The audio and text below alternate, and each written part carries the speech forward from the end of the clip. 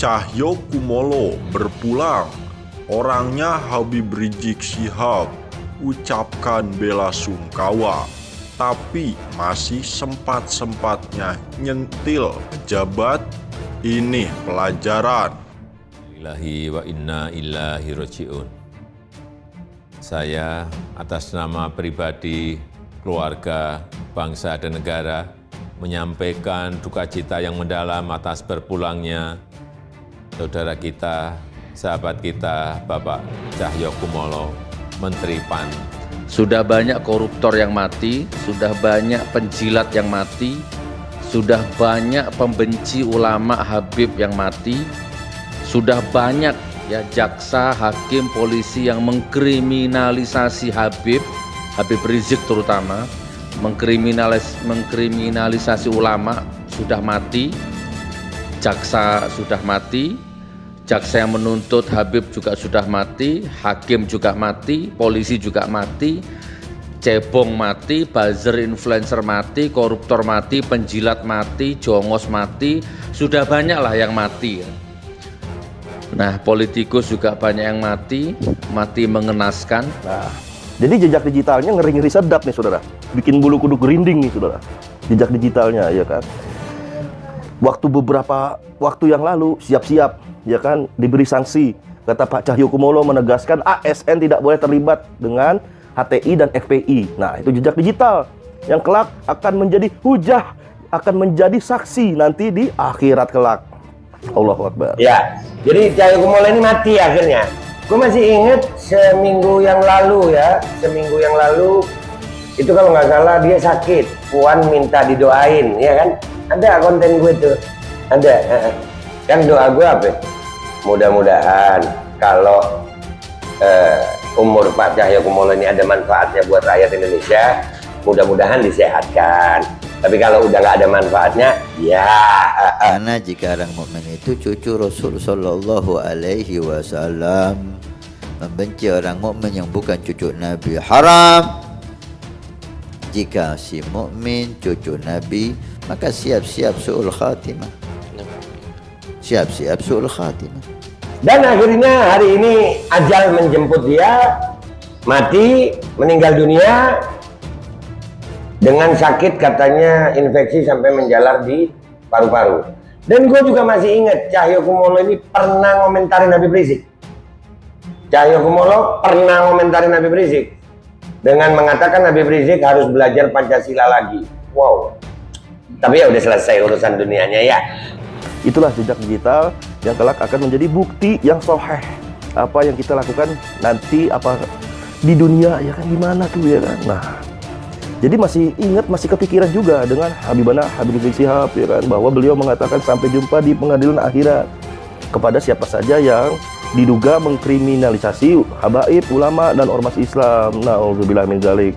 Ya Allah, hidupkan aku lagi. Aku belum mau mati, aku hidupkan aku ya Allah. Aku mau hidup ya Allah. Beri aku kesempatan.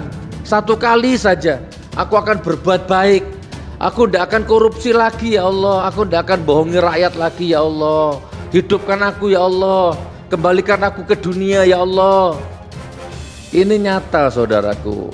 Al-Quran tidak mungkin berdusta. Saya sebagai anak pertama mewakili Bapak, mohon maaf apabila Bapak ada salah selama ini. Saya meneteskan air mata. Demi Allah, saya makin cinta dengan imam besar.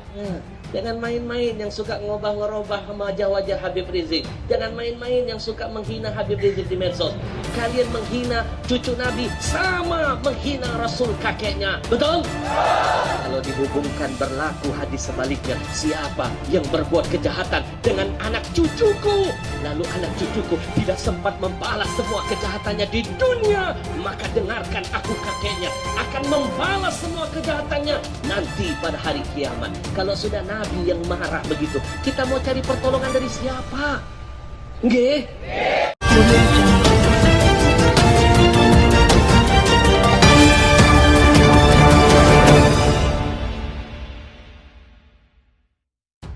Cahyokumolo berpulang, orangnya Habib Rizik Syihab, ucapkan bela sungkawa, tapi masih sempat-sempatnya nyentil pejabat. Ini pelajaran. Jakarta, pengacara Habib Rizik Syihab, Aziz Yanuar mengatakan sosok Menpan RB Cahyo Kumolo adalah orang. Itu disampaikan Aziz saat memberi ucapan duka cita atas berpulangnya politisi senior PDI Perjuangan itu. Cahyo Kumolo meninggal dunia di Rumah Sakit Adi Waluyo, Menteng, Jakarta Selatan, hari Jumat, tanggal 1 bulan 7 2022. Ia menderita infeksi paru-paru. Innalillahi wa inna ilaihi roji'un. Turut berduka cita, beliau orang baik, terlepas kelebihan dan kekurangannya, kata Aziz Yanuar kepada pojok1.id hari Jumat tanggal 1 bulan 7 2022. Kematian, kata dia, merupakan awal kehidupan yang abadi untuk bertemu dengan Sang Pencipta. Kematian akan mempertemukan kelak dengan Allah Subhanahu wa Ta'ala, ujarnya. Karena itu, dia mengingatkan mereka yang mempunyai peran penting di pemerintahan agar semaksimal mungkin menjalankan perintah Allah, sebab kematian itu merupakan pelajaran penting bagi mereka yang masih hidup di dunia ini. Ini pelajaran penting bahwa Allah Subhanahu wa Ta'ala tempat kita kembali. Sudah seharusnya selama kita di dunia semaksimal mungkin jalankan perintahnya dan jauhi larangannya, ujarnya. Selain itu, Aziz Yanuar juga mengingatkan para penegak hukum agar menegakkan hukum yang berkeadilan di dunia ini sebelum dijemput kematian. Di antara perintahnya adalah tegakkan hukum Allah dalam segala hal di dunia ini. Jangan sampai menyesal nanti jika sudah mati, ujarnya.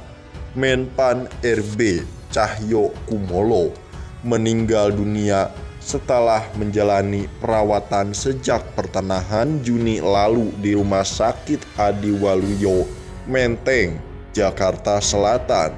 Cahyo Kumolo meninggal dunia pada Jumat tanggal 1 bulan 7 2022 sekitar pukul 11.10 waktu Indonesia Barat karena menderita penyakit komplikasi.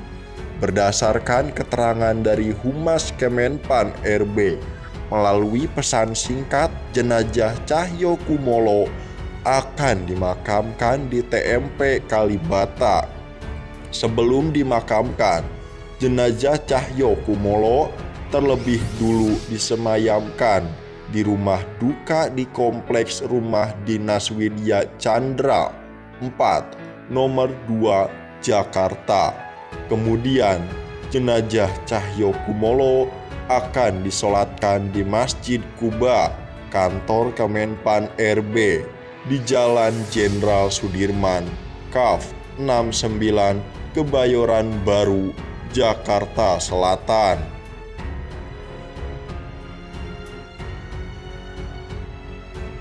Pengamat sosial politik Heri Mendrova memproyeksi ada 4 nama yang berpotensi mengisi kekosongan kursi Menteri Pendayagunaan Aparatur Negara dan Reformasi Birokrasi Menpan RB. Keempat sosok potensial itu berasal dari kader PDI Perjuangan. Kita lihat korealisasi dengan kapasitas yang tepat seorang figur untuk menduduki jabatan Menpan RB, dan itu pasti berasal dari PDI Perjuangan, kata Heri Mendrova saat dihubungi Tribunnews Sabtu tanggal 2 bulan 7 2022. Direktur Eksekutif Center for Indonesia Strategic Action menyebutkan Keempat kader PDI Perjuangan itu diantaranya Wakil Ketua MPR RI Ahmad Basarah, Menteri Sosial Mensos Tri Risma Harini, Basuki Cahayapurnama atau Ahok, dan Gubernur Jawa Tengah Ganjar Pranowo. Heri menjelaskan alasan dirinya memprediksi keempat sosok tersebut. Ahmad Basarah dulunya pernah menjadi Wakil Sekretaris Jenderal PDIP dan punya banyak pengalaman di bidang legislatif.